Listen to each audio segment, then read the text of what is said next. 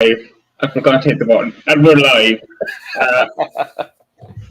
Yeah, this is late. This is what I get for doing something at late night. Well, it's not really. It's only 1 a.m. And I'm joined by the brilliant RodJ from America, my first person from across the pond from America for interview chat, whatever we want to call this. Please introduce yourself and your channel. Oh, awesome. Well, RodJBeerVentures, and do a lot of stuff on YouTube, Twitter, Instagram, a lot of different things in the beer community. Talk to the different breweries, do different things with them, social media, press marketing, stuff like that, and beer reviews. And whatever beer I feel like talking about, I just do beer stuff. Yeah, so a beer channel then, I suppose. Some people are not happy with that kind of beer tuber title. I don't know why. Yeah, it's it's something I think embrace. I mean, I've done my channel for, I guess it's 6.5 years now that I've had my channel, so I'm just kind of used to it. And I started out doing that with blogging. I do the blog, and at this point, kind of just known for doing a lot of the beer stuff. So you just become accustomed to it. And when I first started doing it, some people didn't like, the beer tuber term. Some people didn't like it, but it is what it is. It's just like you're talking about beer on YouTube and other stuff. But I try to go a little bit further than that. So I do the beer reviews, but I also do other stuff inside the beer world, because everybody does beer reviews a lot of times. So I try to bring different stuff and do interviews and have brewers on and whatever I can do. Yeah, sure. I think it's more interesting. I think you try to do different things, because if you search a beer, unless it's really local, there'll be so many videos of it. Like, mm-hmm. I think, yeah. Why did you start? I suppose then What was? Why did you start doing beer tubing or beer videos, or like you said, what is the best thing? Or no? Why did you start it? Like, why did you start putting? Oh, why did I start it? Okay, I really didn't want to start the beer channel. My wife, actually, it was her idea for me to start the beer channel, because I had already been involved in the beer community doing a lot of things, and she watched a lot of YouTube. So she wanted me to do a YouTube channel, and I really didn't want to do one. My thing was, why would anybody want to watch anybody drink beers if they're not drinking beers probably themselves? And she was like, well, a lot of people watch YouTube for different things and stuff. So I went ahead and messed around with it, did the YouTube channel, and then was doing the blogging, and one thing went from another, and just kept growing. And I met a lot of great guys in the beer community. Next thing you know, it's down the line and you've done all these videos and stuff. So it's just, she kind of pushed me into it to get me to start the channel. But yeah, it's been fun now. Okay. Were you watching anyone, or did you look for other beer channels then when you started, or before you started, for kind of inspiration or something to go on? Yeah, when I first started the beer channel, one of the first guys I actually used to watch was Greg from Greg's Beer Reviews. I saw the different things that he was doing on his channel and how he did different things. Joe D was very big. He was one of the first ones I saw as well, who does his live streams on Saturday nights now. But great channel, just having fun doing the beer. At one point, let's see who else. There was Jay Rontario that was doing it at the time.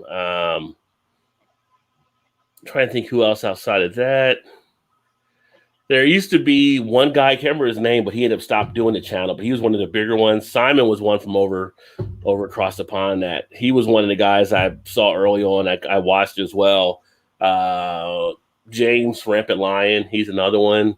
Because he was doing it, I think, before I was doing it, I believe, or kind of close to there, somewhere in there. But after I did mine, it was kind of the same time around Dean did Dean's beer reviews, and then Craig had Kent beer reviews. And it was funny because we were all around the same time. So in a way, it was like we were a freshman class. You know what I mean? So it's like we all did it together. So we all each other to kind of build off of and everything along the lines. That's why it's always fun. Me talking to Craig, me talking to Dean, talking to Harry from Blue Nose, because we all kind of did it around the same time. So it was kind of like you had a support system in play.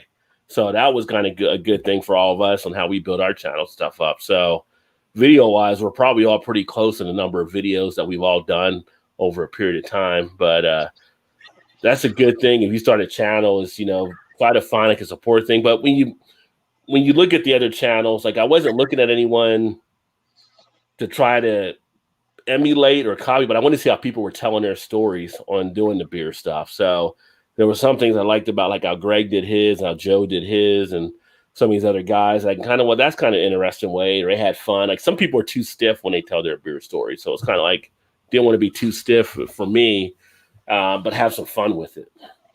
And so I was able to pick from different people and kind of see different personalities. Yeah. Do you think you've changed much, or your style has changed a lot since the start? Oh, yeah. In fact, I was going to do a challenge. I haven't done it yet, but I was going to do a challenge for people to go back and react to their first video on YouTube. So I was going to go and do a video with me reacting to my first beer video, which is night and day now. Like you look at it and you're like, well, why'd you say this? Or why'd you say that? Or you were too long here. You didn't cover enough. You were kind of like, that first video was like a classroom type thing rather than the fun type thing, which at the time it seemed right. But now you look back now after what you've been doing and how you build your videos, you're like, oh, I did all these other things I didn't really need to do probably, but that's all part of the learning curve. If you're not learning as you go through this process, then you're not really gaining any skills with it. So yeah, there's definitely things I've learned from the beginning. I suppose going on to, we say, good points and bad points on YouTube. What are the bad points? As far as the bad points on YouTube, I think part of it is finding your own spot and your own niche on how you want to develop your channel. YouTube, there's a lot of things they have out there, but they don't really always provide the right direction on stuff. I mean, you can kind of do the YouTube Academy, but there's some things not shown in it. So there's some things that they lack. Like now they're a little bit better about it than when I started, but it's kind of like you have all these analytics, and if you don't know how to put them together, you can't figure out what's the success for your formula that you're trying to build. So I would say more of that pointing out, especially if you're a newer channel, knowing how to read your analytics, knowing how to take apart your videos to see what matters. For instance, I used to do videos where I would have an intro in the beginning, and on the videos, I saw that when I have intros, it would actually drop viewership, and then it would level out. So when I started taking out the intros, viewership stayed at a higher level. And so you just have to know how to work into things, because YouTube doesn't always point out everything that can help you be successful in that regard.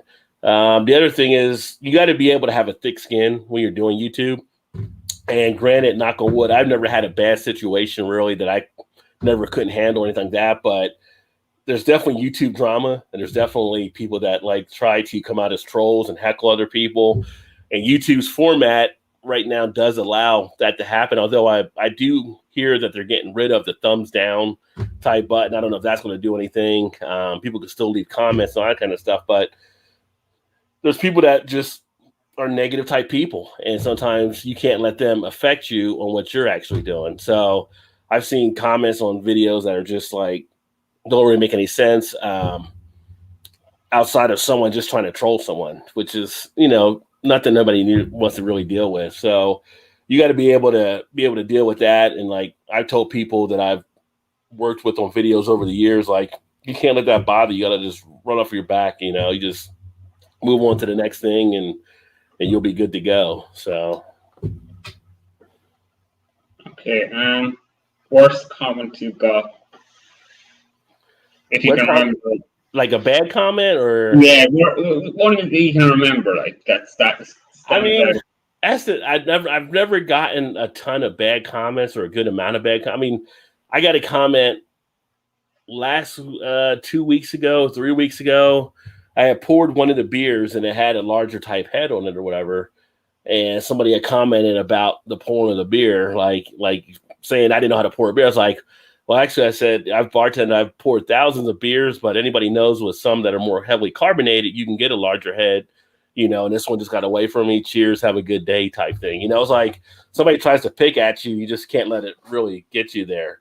But I've had other people that are beer tubers say, like, people will comment on how they pour a beer, or they'll say different, it's like just stupid little things just to poke at people. So, but that's the thing, like, well, my channel, I don't really put up with the drama. If people say something, or there's been a couple incidents that have been around YouTube, never really directly involving me, but I know about some of the YouTube trauma that takes place, and it's just like when things happen, I just go hit it head on and put it down right at that moment. So, and move on. I just don't have time for YouTube. It should be fun. You don't want drama. You just want to have fun when you're doing YouTube, and you want to teach or educate or just have a good time at whatever you're doing in your channel, right? So I just squash the drama real quick. It's a hobby and it's meant to be fun, and I think some people want that edge against other people. They want to be in a group against other people, I think. But that's what do you think about other social media then? Do you have your Instagram page? Do you do much stuff on that? On Instagram, I don't do it enough. I've got a good following on Instagram. I just don't.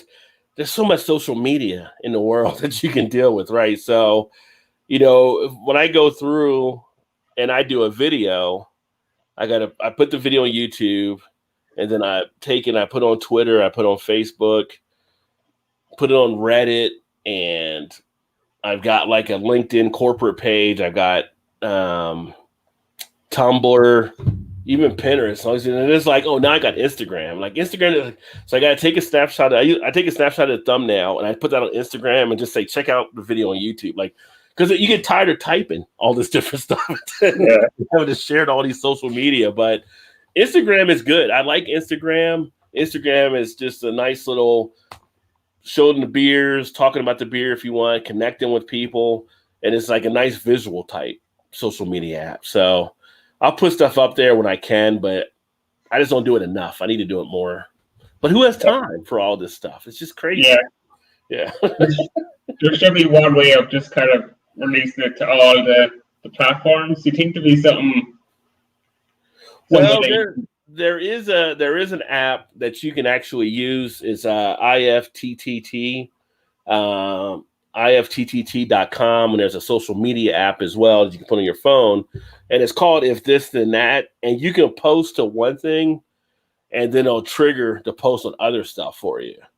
The problem you can have, though, is on some sites, it may not post the way you want it to post. So you know how, like on Twitter, you got to post pretty much native, so to show an image to your text, where sometimes there's ways to post where it won't show an image and people have to go in and go through. So I try to make everything accessible as possible. And sometimes that app doesn't just work as best, but it allows me to do some things. Like I have a WordPress blog that I never really type on. It just keeps all my YouTube videos. So when I do a YouTube video, the app takes and it puts it on the WordPress blog, which is a different blog. And people comment and people reply off of that one, but I don't have to do anything. Once I just do that, it's done, and it has a nice video up there. But anytime you can find shortcuts, you should use them. Like I use Hootsuite once in a while to share different things, and just put on one thing, and it goes to 3 different sites for me. And that's the other thing too. It's kind of like, I think sometimes, depending on what you want to do with your social media and your channel, a lot of it is us doing like self things that we're doing, but I think if you're able to involve other things, that makes it even more interesting for people. So because I'm over that 1,000 level, I get like the community tab and all that stuff. So I'll share like beer facts on the YouTube page, or just get like a beer fact article or piece, or I'll share links. I do like this Follow Friday, which today you were my follow Friday, so people can come check you out on your channel as well and share a YouTube channel. So I try to make it more not just about me, but about more the community as well, and kind of share things out that way. And that's how you really grow in a lot of stuff, is being involved in that community type aspect. And I think people enjoy that and bringing good stuff to them. Okay. Any good comments? Any comments that we say someday? I don't know how you review your comments on your phone, but is there any comments that kind of made you smile or kind of put you in a good mood? You know, that you got a good comment on a video, maybe earlier on when your channel. I've gotten comments over the years that have been kind of like, you know, put you in a good mood or so. Like I've had some people comment about how much they really enjoy the videos I do and the knowledge I'm sharing. When we do like the Toss One Back Thursday nights, we have fun and entertainment that we pretty much just interact with everybody, and we do jokes and we play videos and all kinds of stuff. And it's not just beer, it's other stuff. And I've had comments the next day where people just send me a message like how much they loved it last night. They laughed and they needed to laugh because they were going through different things. And, you know, and people would comment during the course of the times of the live stream of really enjoying themselves, which is great because I'm all about putting a smile on people's face. So if that's the case, I'm happy they're definitely enjoying it. I get comments sometimes about people loving the honesty of my reviews. Like I'm pretty much just honest on how I'm reviewing the beer.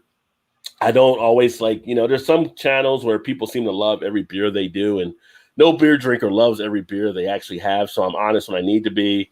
And if something isn't something I like, I tell people why I don't like it, not just say, hey, this beer is crap. So I tell them why I don't like it. And that's what people enjoy as well, because just because I don't like it doesn't mean you may not like it. But if I tell you the characteristics of it, it may not be a fit for me, but it may be good to you to actually enjoy it because you'll know that. So. Yeah, I try to do similar, because lagers and pilsners they're just not really for me, and I kind of say that, even though like a lot of the stuff out there is lagers, I think, and if you're going to your IPAs. What about promotions then? Have companies come to you, giving you some of their beers or giving you products to review, or have you refused any? I haven't had any where I've refused any. Right now, there's probably only a couple of breweries I probably wouldn't accept because I have issues with them. But I've had companies that provided beer. In fact, the video I uploaded tonight earlier was from Hop Butcher. They sent me beers to actually check out, so I uploaded a review on one of their beers. I've had companies send me a New Air. They actually asked me to do a video and a promotion on one of their beer fridges, and they sent me a beer fridge to actually do that, which is great. I got that a few years ago, and it still works great. It's got beers in it right now downstairs. I've had other companies send me stuff to promote, like blog posts and stuff like that as well. I've been to places where I go to a brewery, and I haven't done it over the last year and a half or so because of Corona, but before that, I was going to breweries. I sit down, and I go to do like a beer video, and I've met like the owners or the breweries and stuff like that. And they would actually join or whatever into the videos, or they would say, try it. And like, I go to pay like the bill, and they're like, oh no, you don't have to worry about it. We already took care of you. Like, but I was going to pay for and they're like, oh no, we appreciate you coming here and doing like what you did. Cause I was also watching your social media stuff. So yeah, I mean, I think that's part of it as you grow and as people get to know you. What I don't do is something that I think there's some people that actually do that out there, is call companies and ask them to send them beer. Like, I feel like that's a different level I wouldn't want to be on. Like, I never contact a company to say, hey, can you send me beer so I can promote it for you or something like that. I think the talent speaks for itself. So if you're actually doing good things, companies do notice you and they reach out to you, and that shows your worth more because you're not asking for them. They're coming to you to provide the value, which is awesome. But I've done stuff from beer to, like I said, the refrigerator. I had one company in Tennessee send me craft beer jellies that they made. So each jelly was made using a different style of beer for it, which was awesome. I've had other food companies send me stuff. So it's I've done that. It's awesome. Yeah. We have a question that from Paul. We'll take it. The worst beer you've tried. The worst beer I've actually tried. On my show, I always talk about shandies and not being a huge fan, but it wasn't a shandy. It was actually one from, I picked it up. We have a store or a chain called Trader Joe's here. And I think it was their Simpler Times, or name tag. I think it was Simpler Times. And it was one done by Menhouse Brewing. Terrible, terrible beer. Just like, I didn't expect it to be as great because it was such a great deal on it, but it was like most of the deals you get on Trader Joe's beers are pretty good. But this one was just like unfathomable. I just couldn't finish it. I had to pretty much get rid of that beer. But that was like the worst one I had. And that was actually a lager that they had there. Yeah, I think I had a beer from OJ. I think they're from Belgium. It was 20%, or was it 18? And it was just awful. Yeah.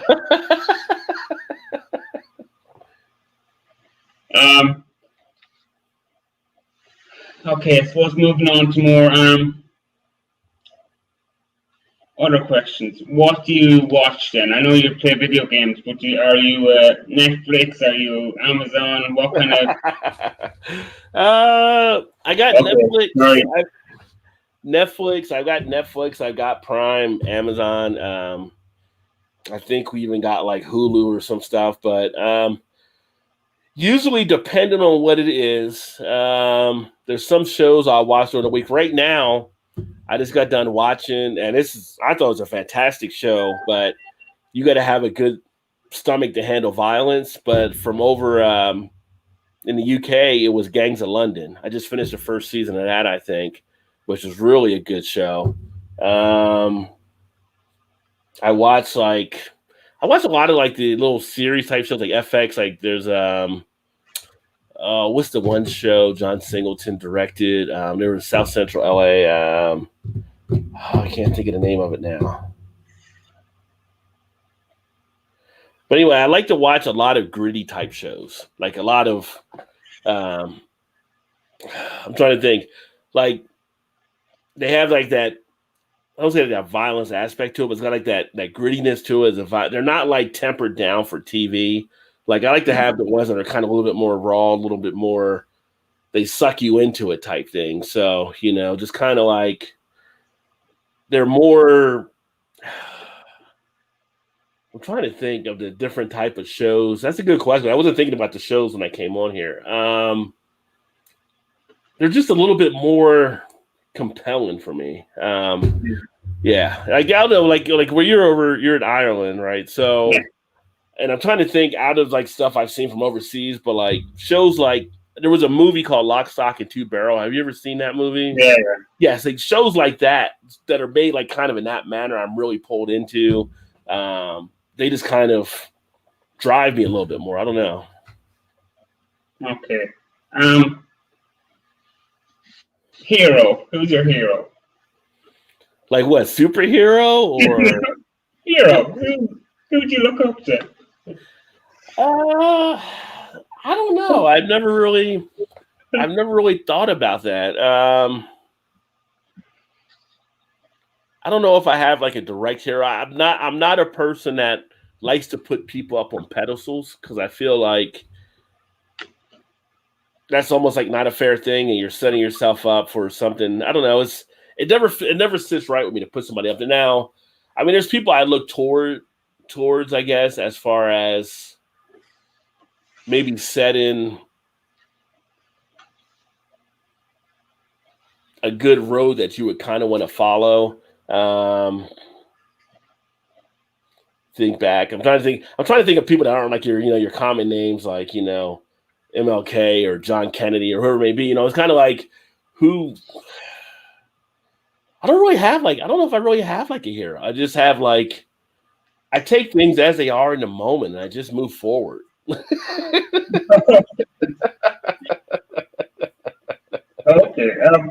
We'll go to music then. What kind of music are you into? Music. I'm all over with the music. I used to be a radio DJ back in the 90s in college, and our station was alternative. So I got a chance to listen to a lot of different things doing that. But before I did that, I was always big into listening to music from the time I was like a little kid. I used to be a kid and go to the library and just play records as well. Listen to different types of music. So, I can listen to something from like a Johnny Cash as easy as I can listen to something from Public Enemy, that I can listen to from Billy Idol, or listen to from the Ramones. I can go all over the spectrum. The only thing I really don't listen to as much is kind of country, but some of our restaurants over here will play country music when you're in them. And it's kind of like, it never bothers me. It's actually, occasionally how my foot toe tapping under the table or whatever. I just never really listen to a lot of it offhand.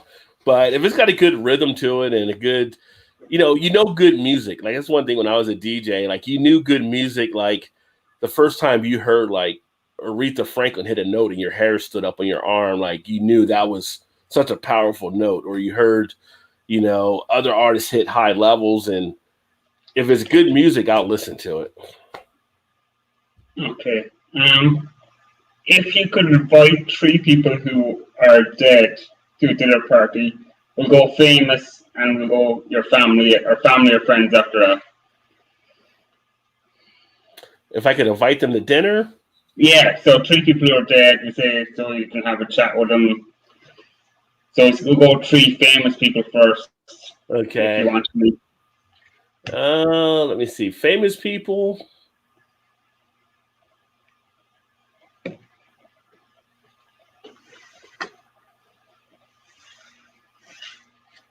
For me, I think one would be Malcolm X. Another one would be James Baldwin. And then the third would probably be MLK. Okay. Are you religious? No, I'm an atheist. So. Okay. So you don't believe in ghosts, or you don't believe in an afterlife then? No, no, I don't really. When I was younger, I used to wonder about that kind of stuff, but religion is such a funny thing as it is. Because it does so much. I think religion is probably the greatest, but also maybe the worst thing that man has ever created, because it's controlled so many minds over the time. People look to religion and that can help them get through a lot of tough things, but the religion can also penalize you in so many ways as well, that it's kind of like a double-edged sword. And I grew up my first 6 years going to Catholic school, and I was like the kid always asking the questions that the nuns could never answer. They're like, why are you asking that? Like, it just doesn't make sense. If it says this in the Bible, then why is it doing this, or why is it doing that? And and as I got older, I would still ask like preachers, and I would ask priests or whoever certain things. And I'm more of a science type guy. So as I went through and learned things myself, I kind of moved more away from religion, in that, I just got to the point where I don't believe there's a God out there. I think that it's just us, and then when we're done, we're worm food or whatever, and we go from there. Okay. Well, but are we alone then? So that kind of... How what? Are we alone? How old? How are we alone? What do you mean? Aliens. Oh, are we alone? Oh, I was just... Sorry. Actually, I don't think we are. I don't think we are alone. I think if you look at the number of planets out there and you look at the science and stuff like that, and it's hard to believe we're the only ones that would be in the universe. You got to think there's other stuff out there. There's questions here on Earth that you can't answer still. So you wonder if there are other things out there. They're starting to release some types of footage on stuff, but I'll tell you a story. I remember when I was young, I was 6th grade or so, there was a story about 3 UFOs. They didn't know what they were, flying down one of our main streets in New Jersey. And there was a story in the newspaper about it. Well, what ended up happening, like about a month later, you couldn't find any news about the aliens anymore. Everything had been scrubbed away.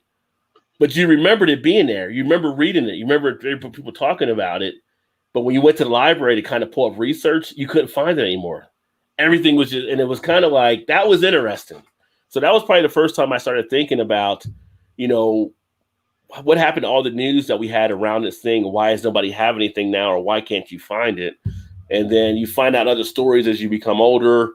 If you're researching, if you're looking at stuff like things that are covered up. So you start to wonder, but we're one planet out of how many? There's got to be other life out there. They find other planets now.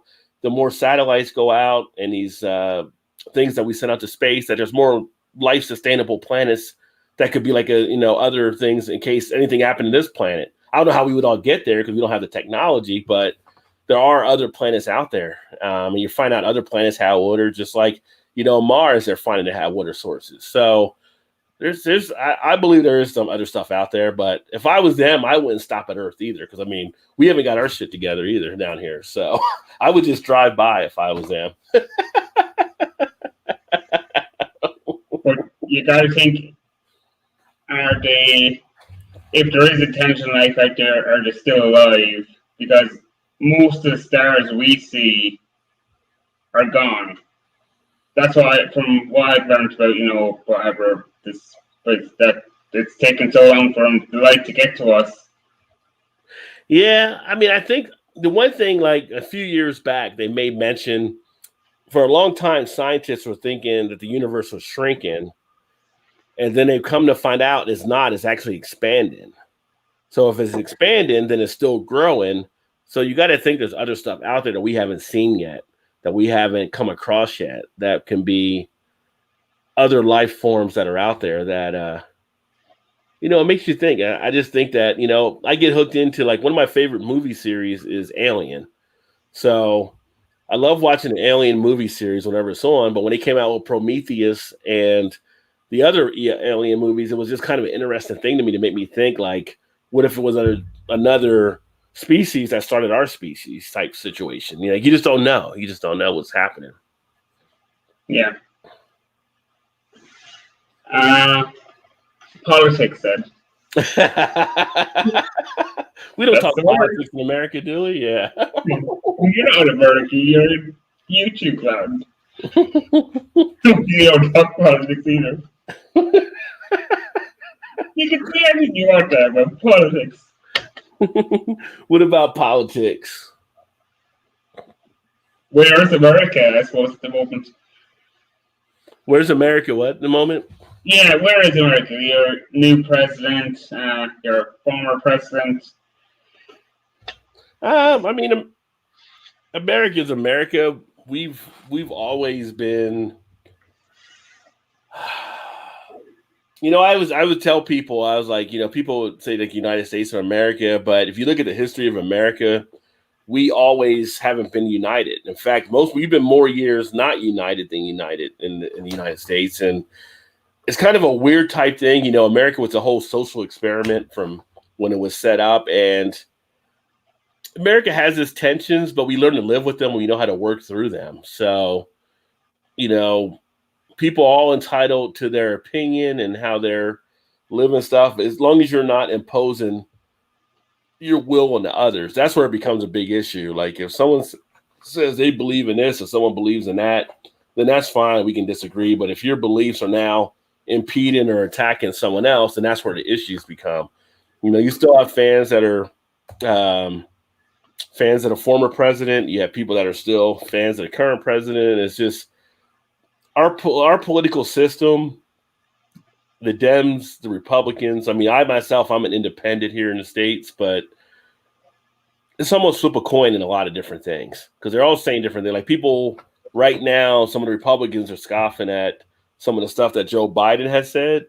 But the thing is, Joe Biden is saying stuff that would have been a Republican platform in the 90s. So it's not like things have really changed that much. They just don't like that he's saying it. You know what I mean? And it's becoming more of those personal attacks. Some of the stuff that when Obama was president, the stuff that he came up was old Republican ideas as well.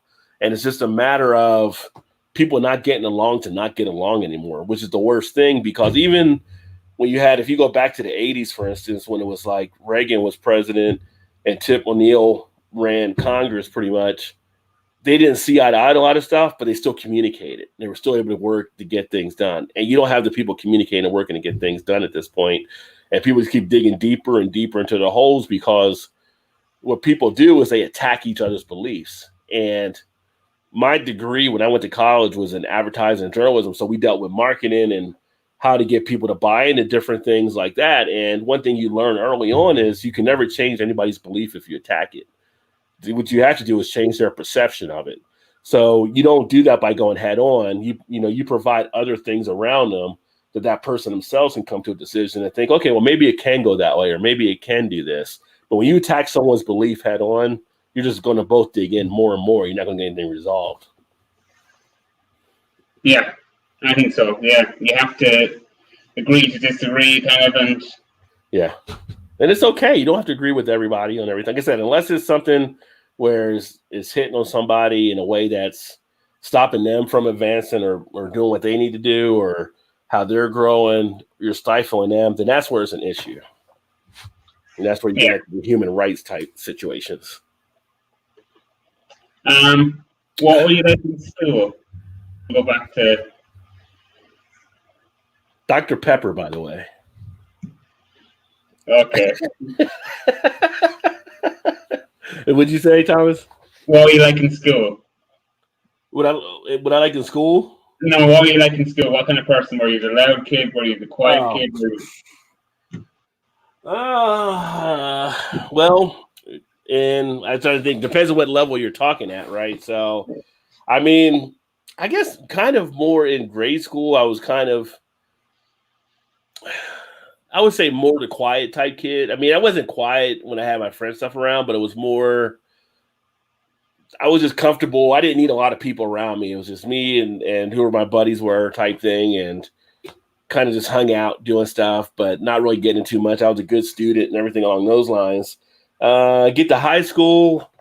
High school, I was kind of still a little bit that way, but then I was also an athlete there. I did like track and shot put, and I only played football a couple years, but they wanted me to play all four. But it was just like I didn't really care about playing football, and I say American football, right? Yeah. So, but I was kind of like still a little bit more reserved. And then when I got to college, I opened up a lot more because I was like, well, I didn't want to be that same reserved person in college that I was then. So that's where I was kind of more, I'd say more loud, more fun, more like, live each day to enjoy it type mentality, right? So we were always having fun. We were always doing different things. We were doing wacky type things, and and just that's where I became more popular, I guess, like kind of in college, being able to do that kind of stuff.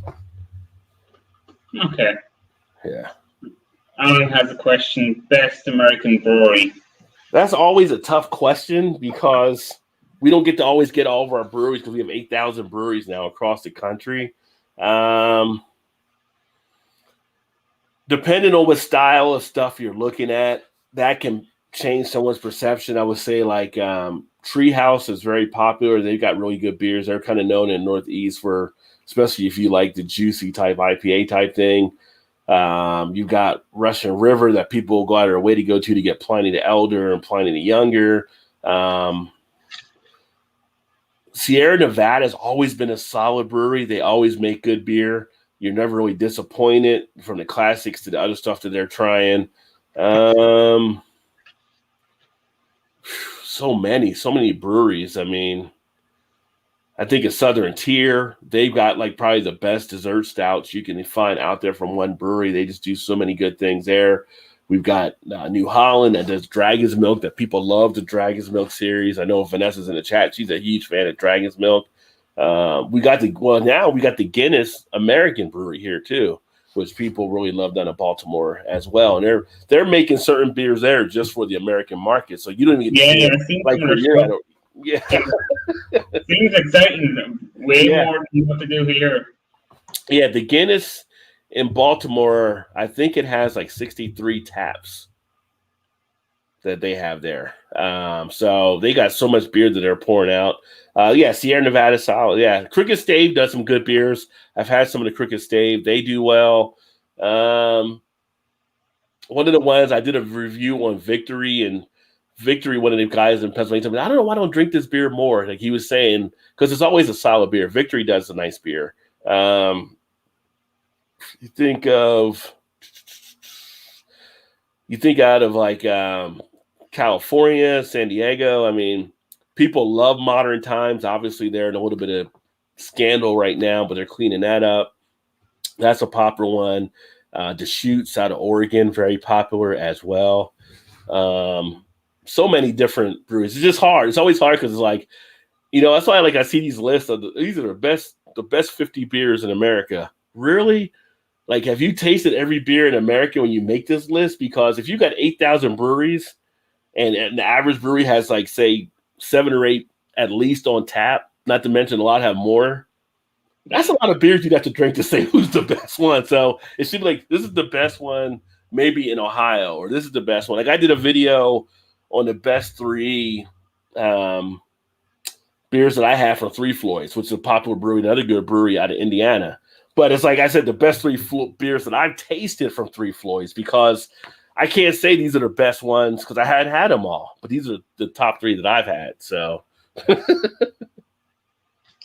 Alan, again with the question, did you drink before you're 21? Doesn't everyone, Alan? I mean, yeah. I mean, everybody. I mean, that's like a way of. I say a way of life. But here, I don't know anybody really that hasn't drank before they were 21 in the States as well. But yeah, well, the first time, if you're actually drinking, that was probably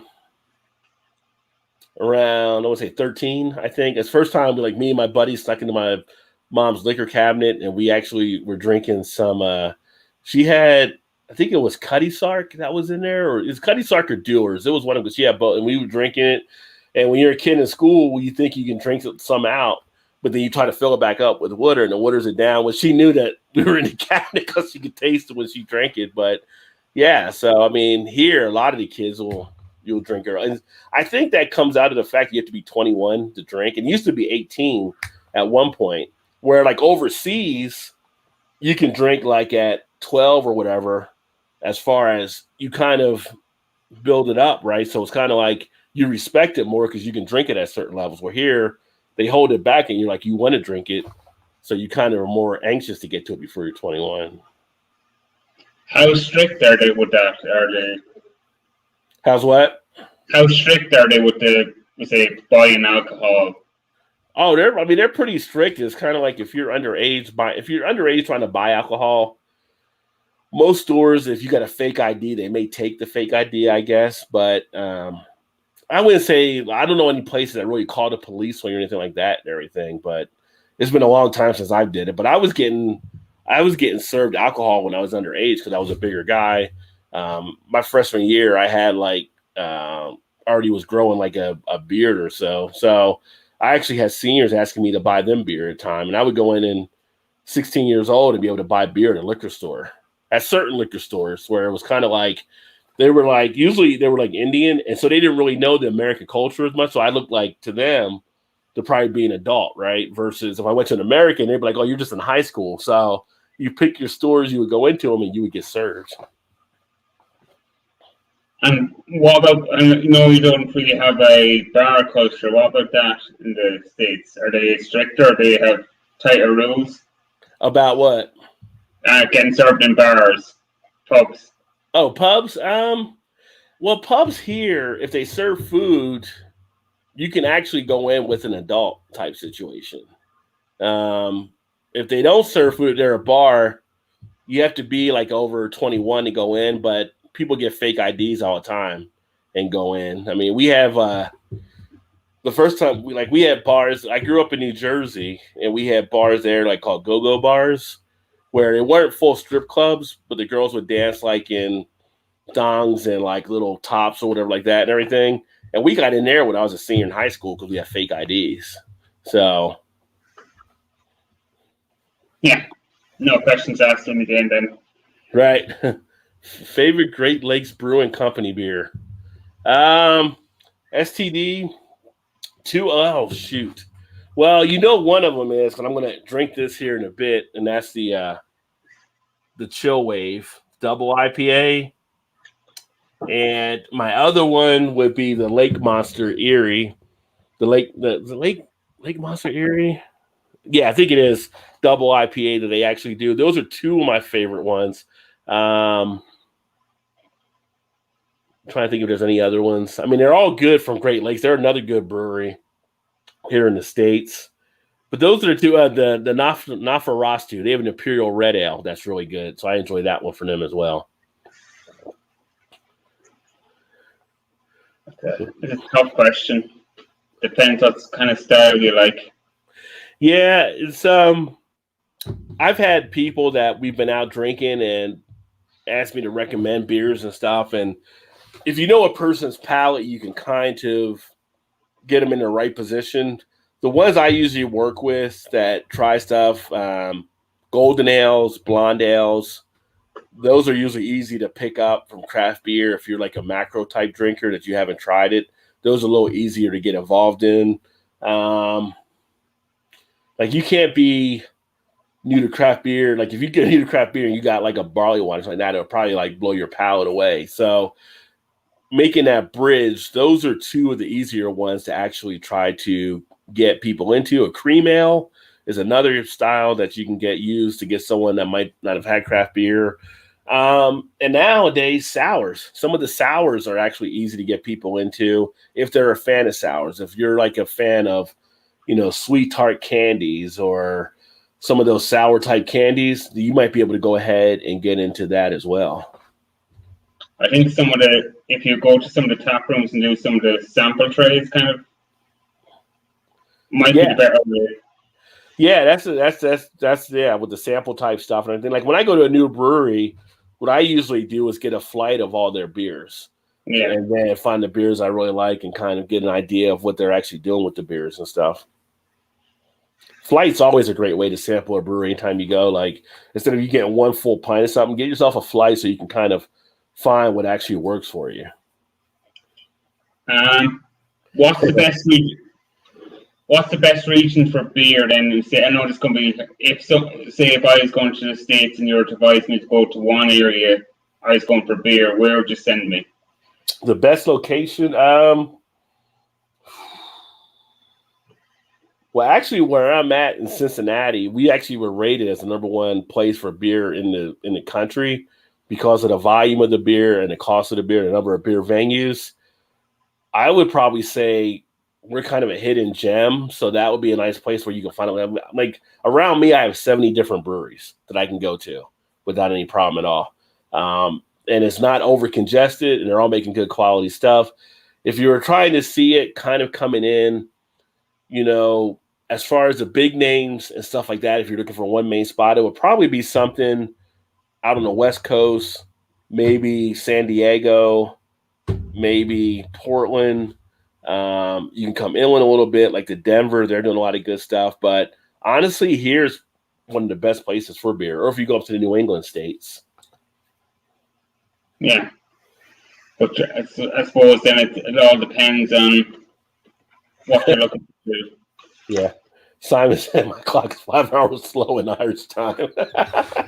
Because I'm 5 hours behind you. I'm in the past, Simon. You're in the future.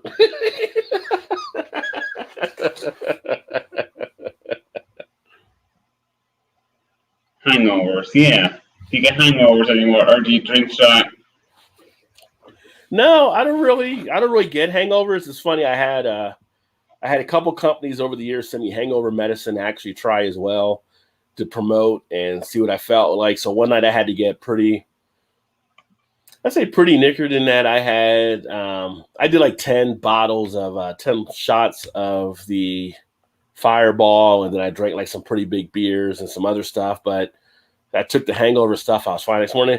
I think as you get older, you kind of know what your levels are, so you don't really overstep too much. But usually I don't get hangovers anymore. I'm usually pretty good shape. I get to that nice place where I like that nice little groove, that nice feel, and I'm pretty solid. So I can't think of the last time I had a hangover. The last time I had a hangover would have been probably after a beer festival. So sometimes the beer festivals is where we let it all fly, and then it's like, then you might get a hangover the next day. So, but you learn, take ibuprofen at night before you go to bed. And if you get up in the morning, get like here at McDonald's is like the best fast food place following after a night of drinking. They got the best Coke in the country.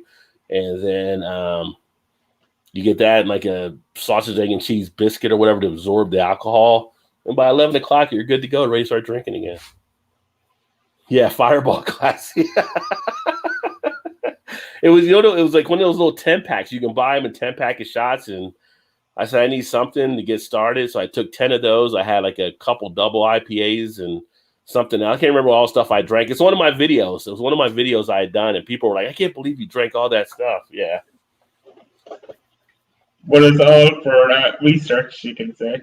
Yeah, that's what I said. I said, I'm doing it for research. So, I'm willing to take it on for the team to provide you guys with the details and information you need to know. Is there any style of beer that you think is coming with the new style of beer, if we can put it? Is there any new style of beer? Yeah, anyone that's being promoted, or we'll say all the breweries are now brewing this next style of beer, we'll say the next hazy beer, the next sour. What I've seen more recently, as far as like any type of kind of trend line, I've seen more breweries, which I like because I'm a peanut butter fan. I see more breweries infusing peanut butter into some of their different beers. That seems to be a little bit more popular. Sours has been like crazy. Everybody's kind of doing sours. So depending on where you're getting them from, you're seeing a lot more of that. The sour IPA are starting to come out a little bit more. So that, if I figured that was going to happen at some point, I'm seeing more Rauch beers, which I like. I love a good Rauch beer, that smokiness. I'm also seeing some more Schwartz beers, which I also like too. It's basically a dark lager, where it's not like you're using a darker type malt, so you get a little bit more of that roastiness into it, into your lager feel. But yeah, that's what that's like kind of something I'm seeing out here. But IPAs are still ruling the day for the most part. Everybody's got an IPA or double IPA. We got some that have triple IPAs now, which technically there's no class for a triple IPA, but people are calling triple IPA because they're like over 12% or something. But yeah, I'm all for it. I'm trying them all. So. Okay, again, another question from Alan. Highest percentage ABV? The highest ABV percentage I think I had was 17.8, I believe, and that was from one of the Avery beers. That was it wasn't Uncle Jacob Stout. It was one of their other ones, Samuel or something. There was like a few different ones, but Avery Brewing is huge on making these high ABV beers. But it was like 17.8, I believe, was the level. Okay. Well, any home brewing then? I've done home brewing. I haven't home brewed for about 2 years or so, maybe 2.5 years now. But yeah, I home brewed for a while. I felt like when I started the beer channel, to get fully immersed into it, I almost felt like part of it had to come with making beer as well, just because it gives me more knowledge of what I'm actually talking about or what I'm dealing with. Plus, kind of puts me in that feel to brew your own batch and to do the things you need to do to make it come through. And that was actually a fun hobby. I just don't have the time to really do the home brewing on top of everything else. But I had made like different batches of different stuff, and that was a fun experience. I would definitely, if anybody's ever looking to think about it, I would definitely say if you like to cook, try your hand at brewing. I mean, if you can cook, then brewing is not that much different from it. No, even some of the kits, you can mess them around with them. They're pretty good. Yeah, yeah. What would you do if you won the lotto? What, for the question there from Simon? No. What would you do if you won the lotto? If you won a large amount of money? If I had a large amount of money for anything, you're given a large amount of money. What would I do if I got a large amount of money? Yeah. Depending on what it was, I'd probably invest a good amount of it just to see my background outside of beer. I mean, I'm actually in the financial world, so I would probably invest a good amount of it. Depending on how much it is, I wouldn't mind opening like a bottle shop or something along those lines where I can like have my own craft beer type spot to do stuff. Maybe put some money into real estate. I'm on the investing side of things, so I would definitely put the money to work for me for down the line as well. And then whatever I could play with, maybe create my own business or something along those lines. Okay. Worst day of your life? The worst day of my life. Wow.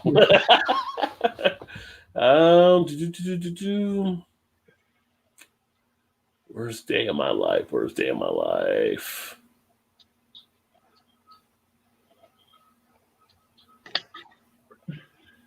Gosh, that's a good question.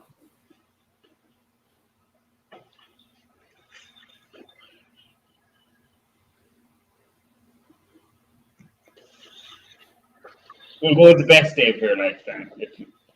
Well, I'm trying to think.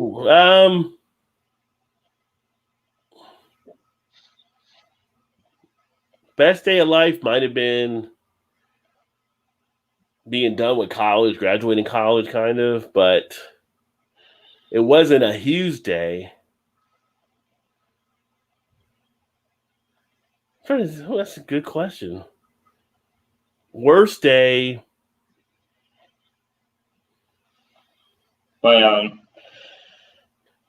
I broke my wrist a couple years ago, but that wouldn't be the worst day of my life. I mean, it sucked, but it was after a beer festival, so I didn't feel it as much the next day.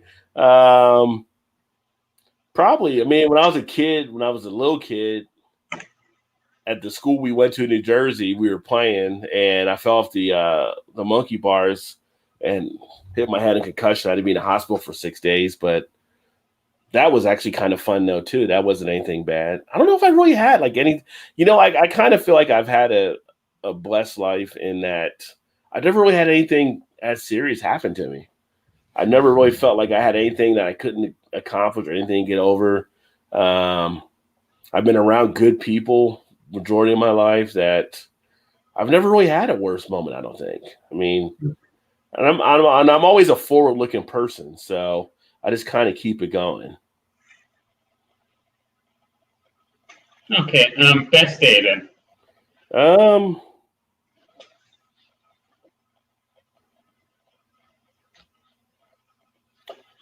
So far, best day.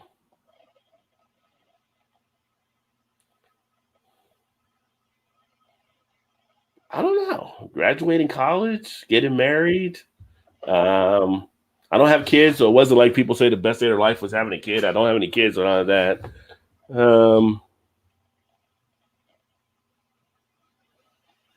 Okay, so we'll go with getting married, I suppose. I mean, I don't know. I never really look at best or worst. I guess I just never thought about it, but.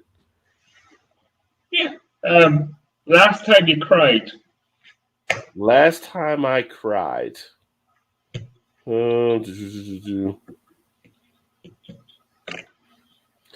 Probably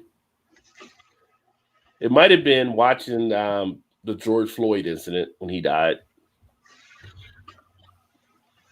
Okay. Last time you really laughed? That's like today. Like every day I'm really laughing. I laugh all the time. So that's what people like about being around me, they say, because I'm always laughing and having a good time and stuff. So, I mean, if you laugh every day of your life, then you're winning. So that's every day I pretty much laugh. Okay. What would you do if you're stranded on a desert island? What about on a desert island? If you're stranded on a desert island? What would I do as far as like beer or getting off, surviving? Do you think you could survive it? On a deserted island, desert island. Yeah, I mean, I think I could probably, be like Tom Hanks in the movie. I could probably pull some stuff together. I mean, I was a Boy Scout and a Cub Scout for a number of years and kind of know what to do and how to build a fire and do all that kind of stuff. So I probably get eaten up by the mosquitoes, but I could probably survive. Okay. Do you speak any other languages?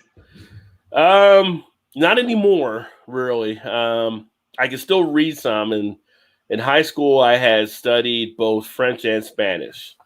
So at one point, I was able to speak and read a lot better than I can now. I can still do fragments, like reading some French and some Spanish, but I didn't really know anybody at the time that was talking French and Spanish. So I never, you don't keep up on it. You start to lose it after a point. So I like to get back involved doing it again now.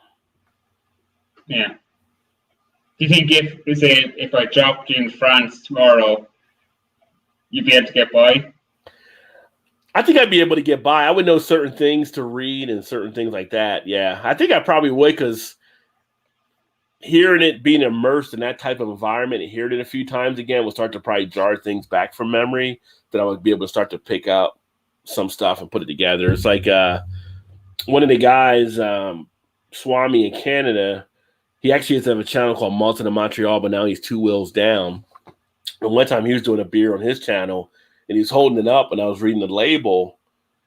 It was in French, and I was reading it back to him, but I was like, well, I don't know what this is, but this says this, and this says this. And he's like, wait a minute, you can read French? I'm like, yeah, I took French for a number of years. I just don't ever get to use it, so I don't remember it all, but I can still piece together what they were saying about the beer he was holding. So, yeah. Okay. Yeah. What would you say if I could put you in front of your 16-year-old self? What advice would you give yourself?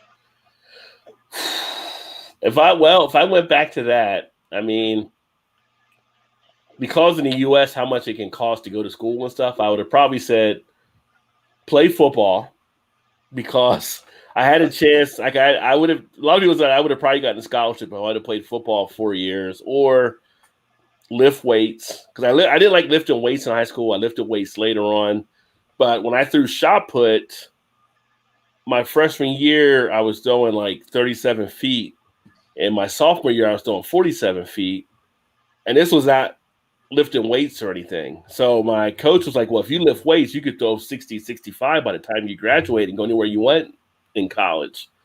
I was like, nah, I'm good. I'll just go here. I'm already winning. I was already winning meets, so I was like, didn't understand the full aspect of it down the road.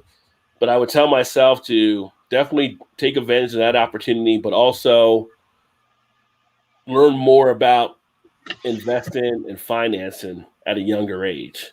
Because I had like accounting classes when I was in high school. I could balance a ledger, all that kind of stuff, but I didn't have like the investment savvy or investment knowledge yet until I'm later in college. But it's like knowing in the early years and start to apply that earlier allows you to gain more money over time. So I would have liked to have known that kind of stuff a little bit. I think every high school should have a course for like finance, for accounting, where you learn how to balance and learn about investment stuff at a younger age. Do you think people would take it in at that age? You think what, take it in at that age? People will take it in, under that age. It's hard to take in that stuff. It doesn't matter. That's in the future. Yeah, I mean, if it's like basic financing and accounting and stuff like that, I mean, not like, I had an advanced accounting class when I was in high school for the classes we took, because we were taking college prep classes, but just the basic, like, there's people that know how to balance checkbook or know a lot of different things about owning assets and the importance of owning assets and how it can affect, your taxes and stuff like that. And there's a lot of people who don't go to college. So you have to get them at high school to have that knowledge when they leave high school. And that's where people fall behind. They don't get that extra knowledge that can be helpful. And I think if people have that overall, that would make a better society, because more people are knowledgeable. And the more people are knowledgeable, the better off we do. So.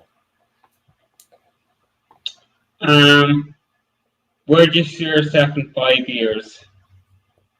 Oh, I don't know. I'm down the road now, Thomas. I don't know, 5 years. Well, I'll probably still be drinking beer. I'll probably still be gaming some. I don't know. I'd like to see 5 years down the line. I would like to be maybe at that time more involved in the beer community, maybe working more with some different breweries. I have to decide if I want to try to market more to some of the breweries to kind of tell more of their stories. I would love to be in a position, in beer, the one person a lot of people look to is like Michael Jackson, who went around and toured the different breweries and did all that kind of stuff. And it would be kind of cool to be in that kind of type situation down the line. I always tell people if I get, I don't know if you guys get like Guy Fieri Diner Driving and Dives, where he goes around different restaurants and stuff Yeah, like that. I said if I yeah. can get that with breweries, that would be my dream job, right? Where I can just travel to breweries, tell the story of the breweries, and be on TV or whatever it might be, and I would love to be more involved, being able to do more stuff like that. I want to tell more of the brewery stories that are out there and be more involved and share a lot of that opportunity. So we'll see. We'll see 5 years down the line. That's definitely a good amount of time, but not as long as you think it may be. So No, if you think how long this Corona has gone on for, what's the situation? Are you nearly opened in the US or? yeah, I mean here in the U.S., just about everybody's pretty much open now. Certain situations, people have to wear a mask, like federal type buildings and stuff like that. But people are kind of getting back to it. Where I'm at here in Cincinnati, they're planning our first concert to have later this year, and that's actually going to be Foo Fighters is going to be holding that concert. So it's kind of getting back to some sense of normalcy, but now we have a threat with the Delta, what is it, Delta virus or whatever, the one that came out of India. So what they're finding is all the people in the hospitals now that have corona are people that didn't get the vaccination. So at this point, it's like you have opportunities to take the vaccine and not face this. And if you don't take it, well, here's your risk. You might be in a hospital or you might be on a respirator or whatever it may be. It's kind of interesting.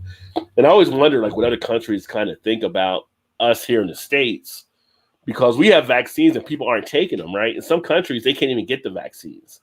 And so we have to be looking so wasteful to the rest of the world. Like, well, these stupid Americans, they won't even take it, and we can't even get it. We want to take it. It's kind of crazy. Yeah, you're always going to get a certain amount that won't take it. Yeah.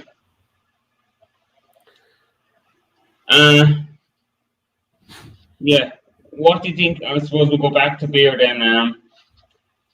Do you think, what kind of percentage do you think the craft industry is in the States? The percentage of craft as far as beer sales? Yeah, kind of. Yeah, we're like craft beer is like 13% of total beer sales still. You see it growing after the COVID or increasing? Well, the funny thing is beer sales have went down, but craft beer has actually increased this percentage. So people are finding more ways of craft beers. There was just a report that came out that more people are enjoying some of the higher ABV craft beers more than anything. So people are kind of liking the big beers that they're getting that the macros aren't making. So it's such a big beast to try to tackle macros that you're going to try to, as much as you try to put a dent into the system, you're just not putting it there. So yeah, I think it was actually the last report I saw was like 13.1 or something, but I remember it being like a 13 level as far as craft beers of the total beer sales. Yeah. It's just got over a couple of percent. What about the 0% or say non-alcoholic beer? Do you think that's growing? That's definitely growing. I don't know what the numbers are, but it's definitely growing, and it makes sense. I mean, we have a lot of things here, like, even though people have Uber and all this kind of stuff, Lyft, that they can get rides, and a lot of people still go out as a group, and someone's a designated driver.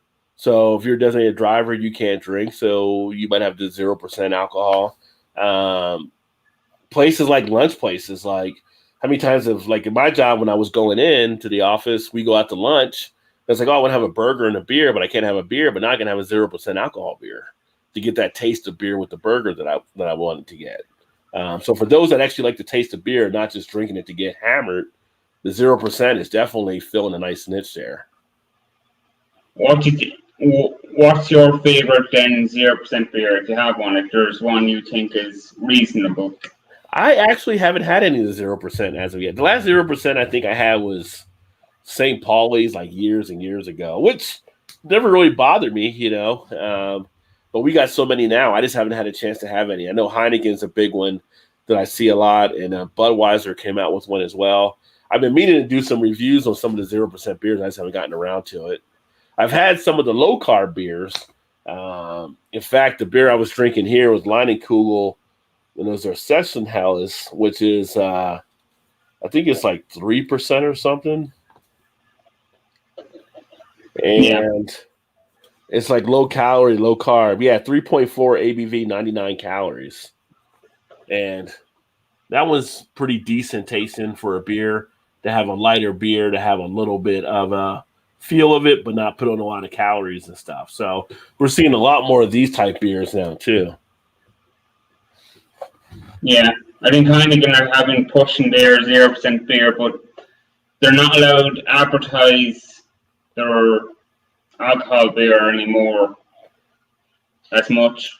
Oh, really? Because we see the ads here. We have ads here all the time for Heineken for non-alcoholic. Well, no, they're allowed to advertise their non-alcoholic beer, but they aren't allowed to advertise their alcoholic beer after, I think, they're the watershed. So they have at nighttime. Can they do it? Yeah. So let's say across with the Euros or the soccer on at the moment, Heineken is everywhere, but it has the 0%, so they're getting past the advertising laws. Yeah. Which is funny because as a kid growing up, we used to have the old Miller Lite commercials and all kinds of other commercials that we used to actually see growing up on TV, and they were drinking beer. But it's funny now because now everybody's like, "Oh, you can't do beer advertising." Like, really? Like, no smoking. Yeah, no smoking. Yeah. I didn't see the Rihanna question, Paul. Sorry, I missed that one. Was there a Rihanna question? I'm a fan of Rihanna. Yeah, as I said below, I apologize if questions are missed. Yeah, ask again and we'll see. Because I'm a fan of Rihanna. She does all right. Yeah. Yeah, I think I've asked a good few questions now. You got like a script over? You got all pages? You got everything? Yeah, I like questions. Yeah. You come prepared. I enjoy that. Okay. How well do you know your channel? So, what's your most watched video? My most watched video is actually one I did on the Beer Blizzard. So the Beer Blizzard is a tool that you put under your beer can that you put inside the koozie that you take out of the freezer, and it keeps your beer can colder. So it's supposed to keep your beer can cold for like 20-something minutes. And that's the most watched video on the channel. And one of the reasons why it is funny because the guy that invented it, him and his partner, they reached out to me to test it out and everything like that. Well, I ended up running a test on it. And right after I did the test, they were on Shark Tank. And they ended up getting a deal with Mark Cuban on Shark Tank. So when they went on Shark Tank, people started checking it out online, and my video was the first one out there they were seeing. So I was able to get views and do that and everything. But it's a neat little thing. It's like a little liquefied disc that you put under your can. You put it inside this koozie and keeps your beer warm beer cold like 20-something minutes or so. Which, if you're drinking a macro beer, that's great because you want them ice cold. I don't use it as much because I drink mainly craft beer, but yeah. How many uploads do you have? I'm going by Social Blade now, so what? How many uploads? Yeah, average. Well, I know that I got a thing from two great sites you can use if you have a YouTube channel are vidIQ and TubeBuddy, and they are actually great for helping you get your channel off to the best start and different tools you can use. And vidIQ a while back sent me a thing congratulating me on 2,000 uploads. So I know I'm over 2,000. I have 2,034. Yeah. How many views do you have on your channel? How many views? Yeah. I think it's sort of like around 180,000 or something, I believe. Yeah, that's what I have anyhow. Yeah. Okay. So I'm out of questions. So, have you come to Ireland before, or have you any plans? Ireland, UK? Have I what? Have you traveled to Ireland or the UK? Oh, hold on 1 second here. The hell? I got like I got a tornado warning in my area. Give me a second. Sorry about that. Yeah, we got storms coming through, and they were saying a tornado warning, but it's not near me. It's like out west of me, but it came on our TV anyway. But Okay. so what was your question again? Have you traveled to Ireland or the UK? No, not yet. That is actually on the agenda. It's funny you mention it. So here in the States and stuff, a lot of people do the ancestry type tests and stuff like that and everything, DNA type thing. And my wife had done it, and she found out her thing came back, and she had like 15% Scottish Irish. And so now she wants to go to Ireland. She's like, I gotta go to Ireland now. I gotta see like. I was like, well, we were planning to go over that way anyway at some point, so I think we're going to try to get over there next few years. But it's funny just because she had that there, and then I actually sent away to get mine done. I haven't gotten it back yet, but I'm kind of interested. But supposedly, I may have some in my family as well going back to my great-grandmother and stuff, so we'll see. Yeah, so yeah, right, STD, so... Yeah, I got my phone here just in case as well. So I got to keep an eye on the weather and stuff talking. But we don't have it right near where we're at, but it's like on the Cincinnati side so far. Oh, shoot. Yeah. Now they got our sirens going off. I got to pay attention. I may have to jump off here if it is getting bad, but we'll see. But no problem. I'm about done anyhow because I want to get a few hours sleep. Yeah. It's still early there, Thomas. Come on. Yeah, but I'm up at 5 and it's 2:10, so yeah. Beer for a year, Mark. I'd probably go for beer for a year as well, although that would be a fun week. Do you own a gun? Because you're from America. Oh no, I do not. I've shot a gun before, but I don't own one. I've thought about one before, but I've never found myself in a position where I actually need to have one. So I just never got one. But I'm in a state where a lot of people do have guns, but, you know. Okay. We have more guns in America than we do people, but that's another whole different thing. What about edibles then? We know square tables here.